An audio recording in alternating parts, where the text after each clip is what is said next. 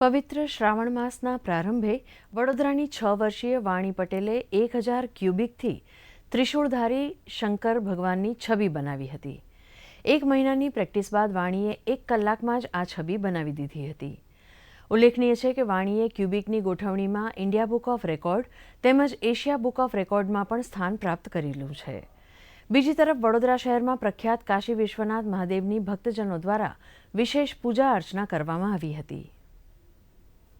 અને આજે શ્રાવણ માસનો પહેલો સોમવાર છે અને શ્રાવણ માસના બધા દિવસો પવિત્ર દિવસ કહેવાય છે અને આજના દિવસે ભક્તો શિવજીને દૂધ, બીલીપત્ર, કાળા તલ અર્પણ કરવા માટે કલાકો વહેલી સવારથી આવીને કલાક લાઈનમાં ઊભા રહીને શિવજીને બીલીપત્ર, દૂધ, કાળા તલ અર્પણ કરે છે અને દર્શનનો લાભ લે છે।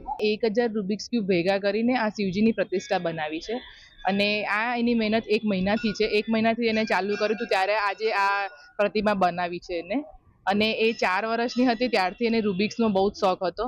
આજે શ્રાવણ મહિનાના પહેલા સોમવાર છે એટલે એને શિવજીની પ્રતિષ્ઠા બનાવવાનો ઘણો ઉત્સાહ હતો, એટલે આજે આપણે આ ઉત્સાહને બતાવ્યો છે।